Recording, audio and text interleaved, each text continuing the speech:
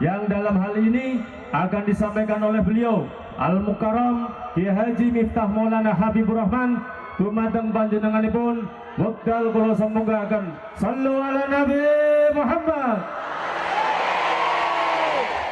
Tala'al badru alaina.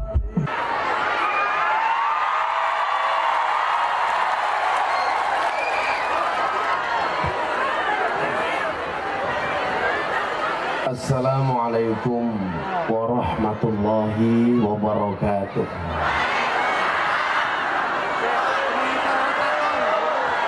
Alhamdulillahil qail a'udzu billahi samil alimi minasyaitonir rajim. Bismillahirrahmanirrahim. Ya ayyuhan nas inna khalaqnakum min dzakari wa untha waja'alnakum syu'uban wa qabaila lita'arafu inna akramakum indallahi atqakum.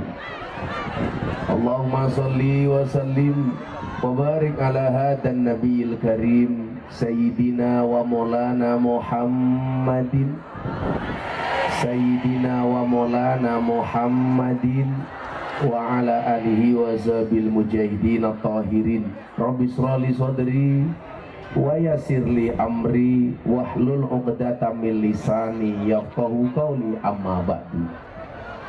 Hadratal muhtaramin, para masyayikh, para kiai, para alim, para ulama, tokoh agama, tokoh masyarakat, para sepuh bini sepuh, takmir masjid dan musola yang saya muliakan, para pejabat yang berkenan hadir dalam semua tingkatannya, termasuk TNI Polri yang saya hormati, segenap panitia penyelenggara pengajian dalam rangka memperingati tahun baru Islam sekaligus kemerdekaan Republik Indonesia, Desa Cikedung, Kecamatan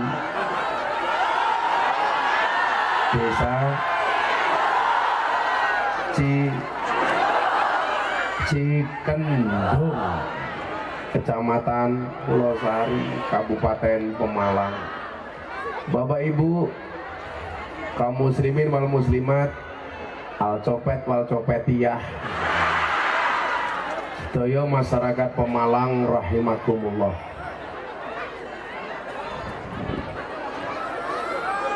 Ada gajah makan semangka, makan kacang bawang, minumnya susu.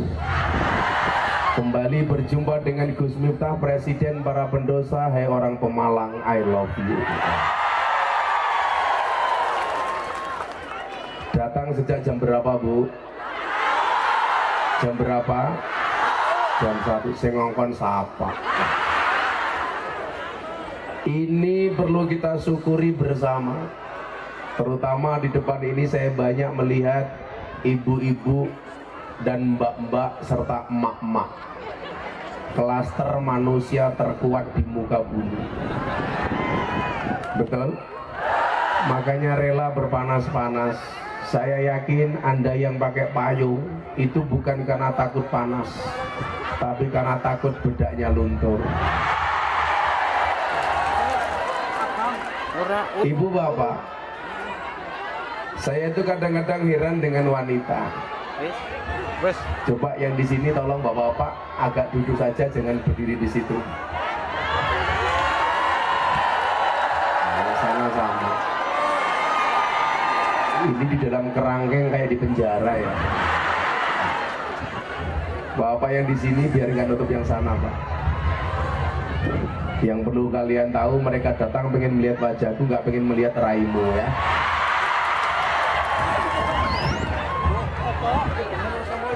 Saya itu kadang-kadang agak heran dengan klaster di muka bumi yang namanya emak-emak. Dalam hal ini perempuan. Seorang wanita, cangkemnya ngapa ya? Pak polisi, ngapunten Pak polisi, Pak polisi agak kesan aja Pak polisi. Apa duduk di sini Pak polisi?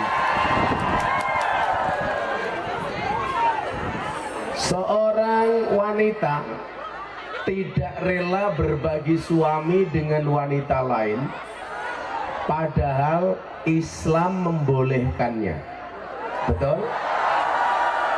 Tetapi seorang wanita rela berbagi aurat dengan pria lain, padahal Islam mengharamkannya. Betul?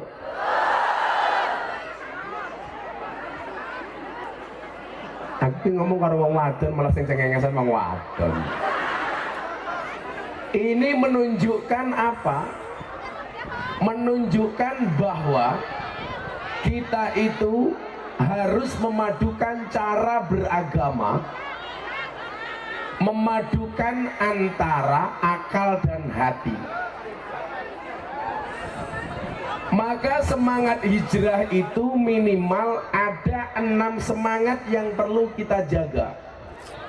Yang pertama adalah i'tiqadiyah, yang kedua ta'abbudiyah, yang ketiga akhlaqiyah, yang keempat aqliyah, yang kelima usrawiyah, dan yang keenam adalah ijtimaiyah. Nah, ayat pertama yang diterimakan kepada baginda Nabi Muhammad Sallallahu Alaihi Wasallam bunyinya adalah Iqra bismi rabbik. Pak polisi ini ngapa ya? Pak polisi ini duduk sama saya di sini aja biar nggak nutupi para janda rahimahumullah. Itu ya begitu, sudah tua jilbabnya pink.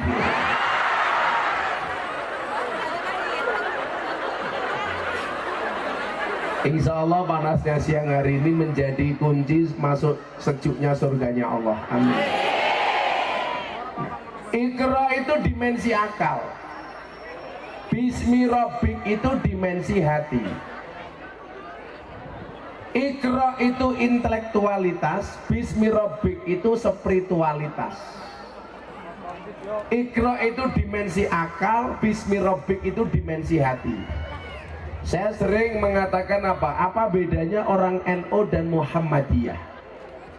Orang NU itu, mohon maaf, orang Muhammadiyah itu lebih unggul ke intelektualitasnya karena bangun kampus dan lain-lain. Sementara orang NU itu lebih unggul secara spiritualitasnya. Anda tidak akan pernah mendapati pengajian orang Muhammadiyah rela berdesak-desakan di siang hari di lapangan tanpa tenda. Seperti di Cekendung. Kenapa nggak ada tenda? Karena memang panitianya anggarannya pas-pasan.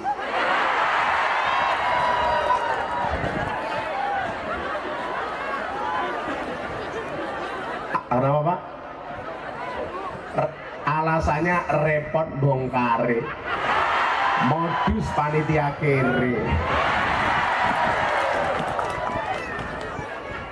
Dalam segi intelektualitas, Muhammadiyah dikatakan jauh lebih unggul dengan kampus dan sekolah rumah sakit yang dibangun. Tapi soal spiritualitas, NU jauh lebih unggul dengan keberadaan pesantren, keberadaan majelis taklim, majelis mujahadah, istighosah dan lain sebagainya.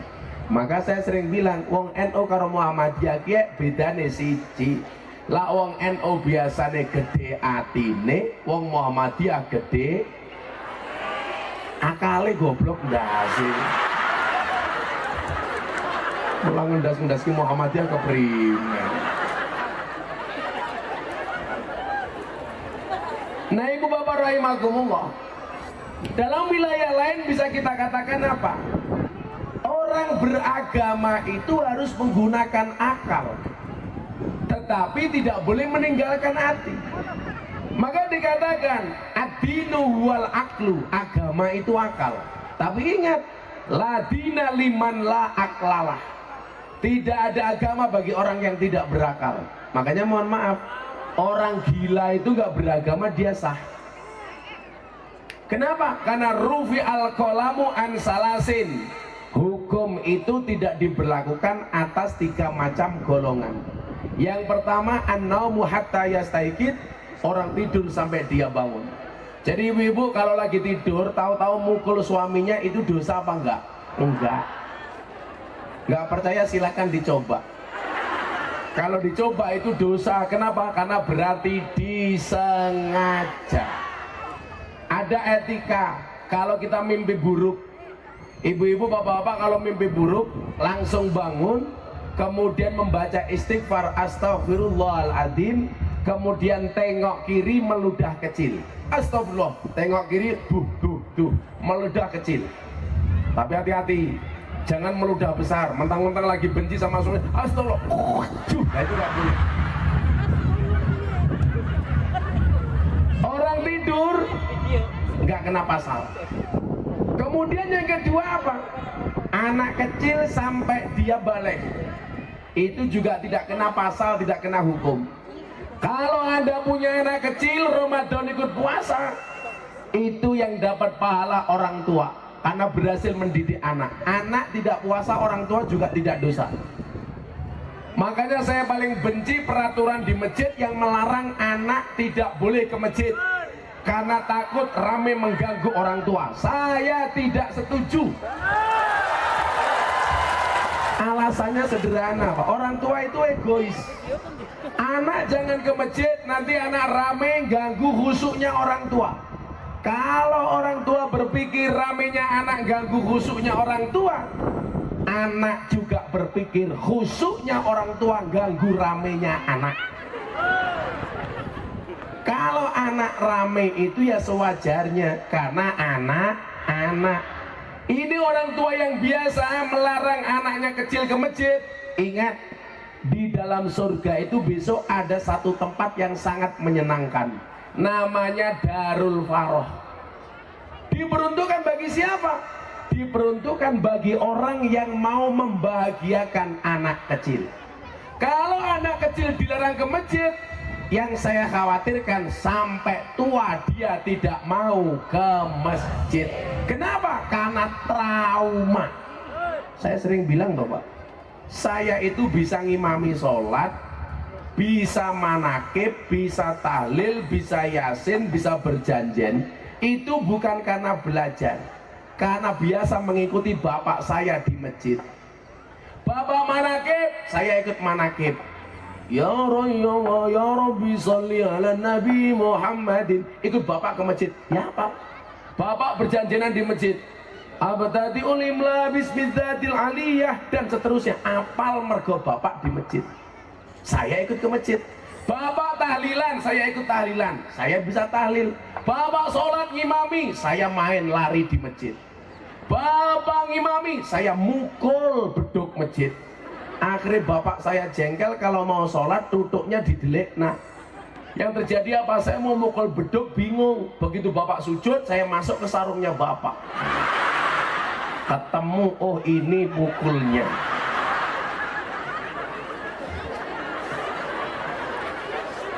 Makanya Nabi pernah sholat dengan menggendong Hasan dan Husain cucunya.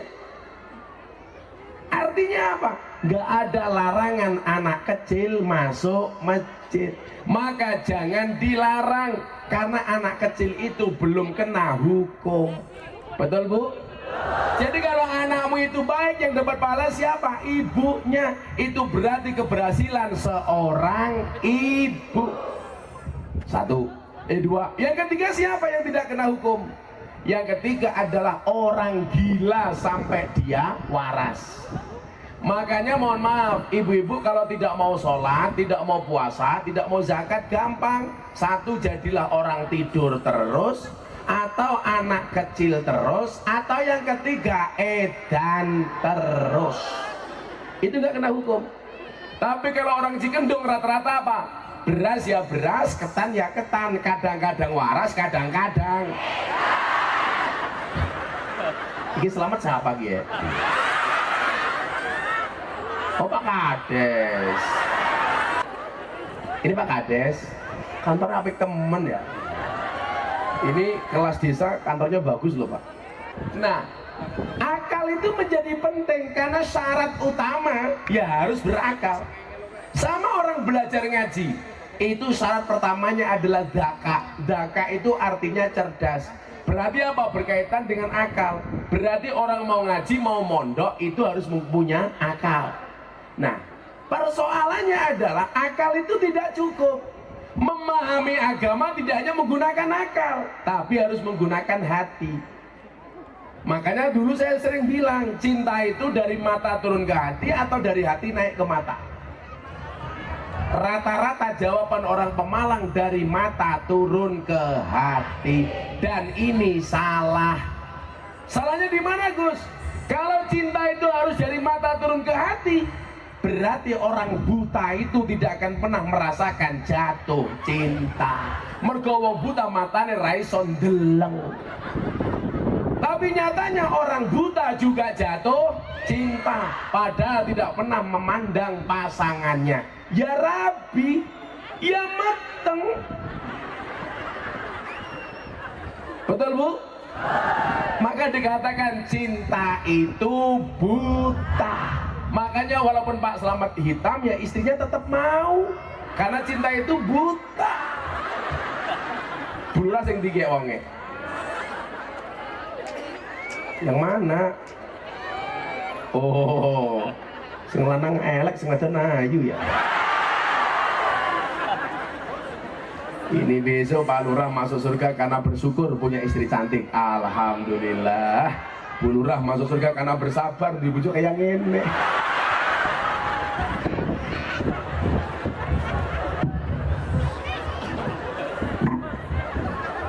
Makanya belajarlah dari Pak Lurah. Tutuplah wajah jelekmu dengan bagusnya rekeningmu. Ya, betul ya. Karena cowok yang good looking kalah dengan cowok yang good rekening. Karena berangkat dari suami yang good rekening bisa menjadikan wajah istrinya glowing. Dan dibalik wajah istri yang glowing ada suami yang golong komeng. Ya, itu. Orang yang guyu baik. Ya, bersyukur bojone ayu. Tapi memang begitu. Sunnahnya cewek cantik itu menikah dengan cowok yang jelek, sehingga supaya perbaikan keturunan. Maka saya berdoa kepada Allah, mudah-mudahan anaknya Pak Lurah semuanya mirip istrinya.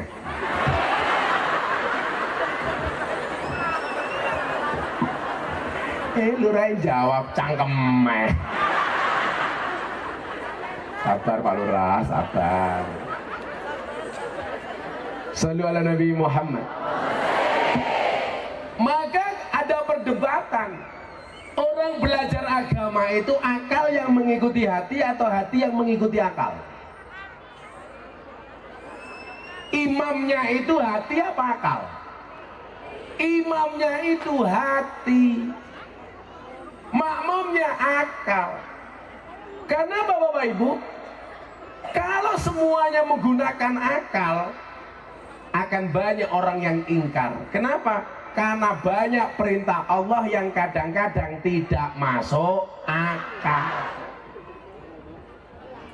Sehingga dulu sahabat saya yang kemudian masuk Islam, Master Deddy Corbuzier, itu pernah bertanya begini, kenapa banyak perintah agama yang tidak masuk akal? Ini kan orang apa-apa pakai akal, Pak. Deddy Corbuzier itu kan apa-apa bisa, yang nggak bisa cuma satu, menumbuhkan rambut. Saya bilang, Mas, kenapa banyak perintah agama yang tidak masuk akal? Karena kalau semua perintah agama bisa masuk akal, berarti nggak ada bedanya antara agama dengan ilmu pengetahuan. Kalau semuanya masuk akal, orang nggak usah beragama, cukup kuliah. Justru hebatnya agama itu kadang-kadang nggak masuk akal. Contoh, perintah Allah itu kadang-kadang nggak masuk akal. Nabi Ibrahim baru seneng-senengnya punya anak, malah Allah perintahkan untuk memotong leher anaknya. Itu kalau menggunakan akal, Nabi Ibrahim tidak akan pernah mau melakukannya.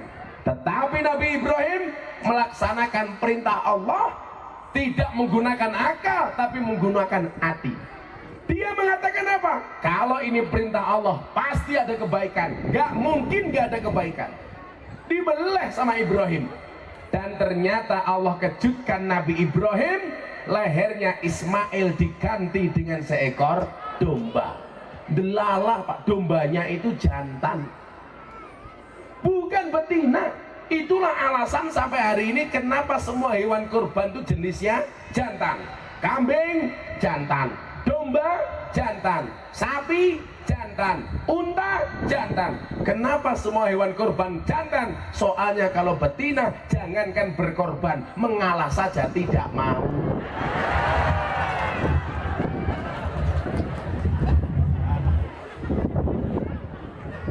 Betul Pak? Segala-galanya Pak Lurah di kantor, di rumah pasti kalah sama istri. Hakul yakin, Kiai bae tapi itu Kiai Pemalang.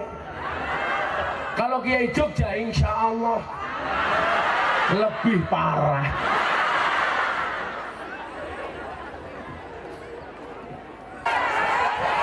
Nah ini, kamu berapa?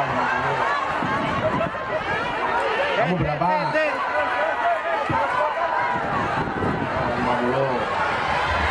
Nah, dibagi. Kamu berapa? Nah.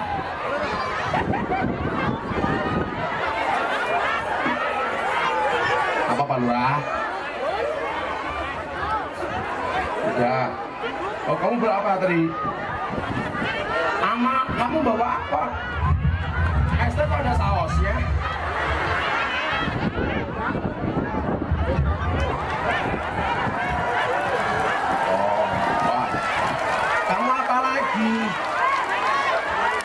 Kamu belum?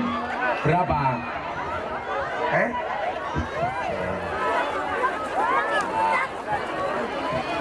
Untung Kiai ini sugih. Kiai ini presiden ya sugih ya. Gak kebagian. Kau ya aku panitia yuyu. Kau minta uang. Kau ya aku bojomu. Ya, selawatan dulu ya, selawatan. Pak Lurah minta sorban keliling untuk pembangunan Masjid Jami Baitur Rahman. Oke. Pak Lurah. Ya kita selawatan. Mana? Nanti infaknya sini aku nyumbang. Sing undang selamat ya teh. Murah ditawar, mat. Orang sini kalau infak berapa ya? 2.000. Ya Allah, duit itu rupanya kayak ngene. Lusel-lusel. Siji, loro, telu, 4, 5, 6, 7, 8, 9, 10. Maning 11, 12, 13, 14, 15, 16, 17, 18, 19, 20. Maning.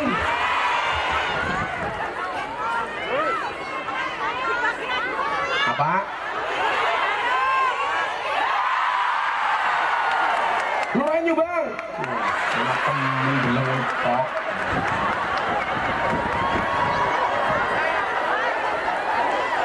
Halo satu stok. Ya ora oke kan apa-apa kan ora gajine cit. Ayo selawatan yuk, selawatan. Sambil infaknya jalan.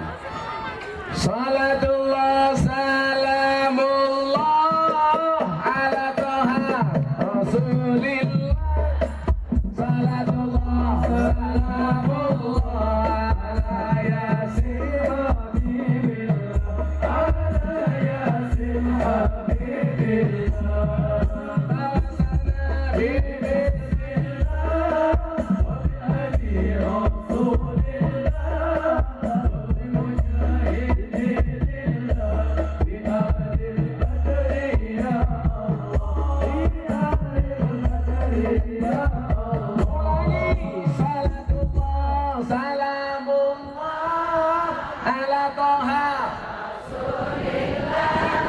Salatullah salamullah ala yasin habibillah. Ala yasin habibillah. Salatullah salamullah ala yasin habibillah. Ala yasin habibillah.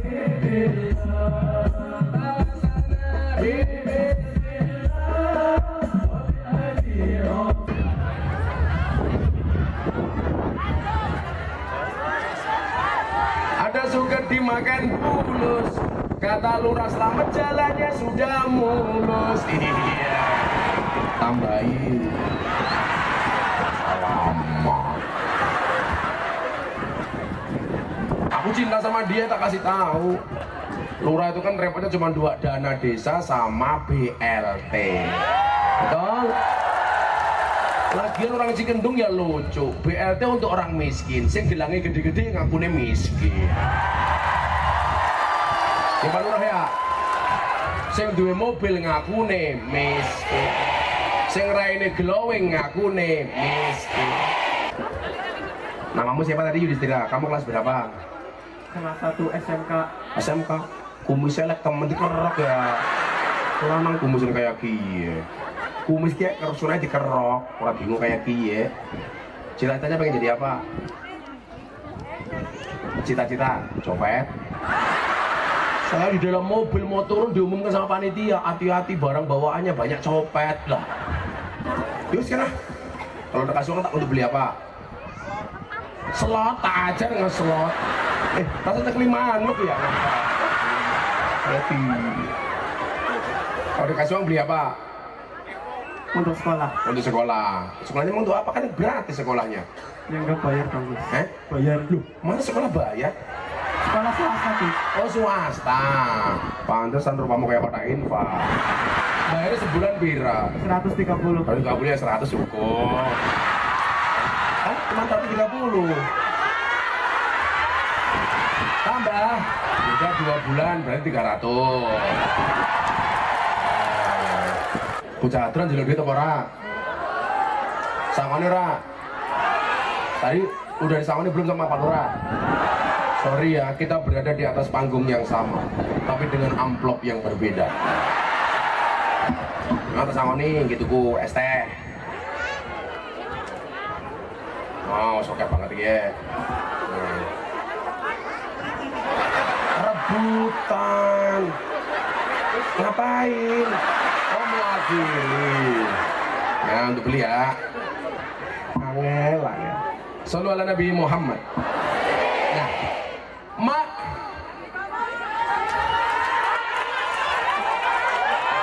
Minta semuanya. Aku nggak suka ngasih perempuan. Aku sukanya menafkahi. Iya.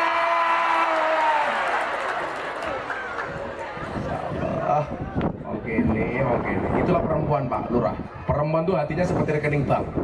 Nggak mungkin berbunga kalau nggak ada saldonya. Iya. Lanjut. 5:30 ya. Atas berkat rahmat Allah yang Maha Kuasa ini menunjukkan apa? Bahwa negara kita dari awal dirancang untuk menjadi negara yang agamis walaupun bukan negara agama. Dirancang menjadi negara yang sangat islami walaupun bukan negara Islam. Maka kemudian apa? Semangat hijrahnya Nabi dari Mekah menuju Madinah. Ketika Islam mendapatkan kejayaan, orang non-Islam pun tetap dihargai oleh Kanjeng Nabi. Nah, sama halnya dengan Indonesia. Ibu bapak, Indonesia ditakdir oleh Allah terdiri dari 17.000 pulau. Ditakdir oleh Allah terdiri dari 1.700 suku bangsa. Ditakdir oleh Allah, Indonesia itu memiliki 739 bahasa. Ditakdir oleh Allah, Indonesia itu memiliki 6 agama. 739 bahasa. Maka ada bahasa Jawa, ada bahasa Ngapak. Yang benar itu bahasa Ngapak apa Banyumasan? Ngapak ya Pak Lurah ya. Apa bedanya Jogja sama Pemalang? Bedanya satu. Kalau orang Jogja pakai O, orang Pemalang pakai A.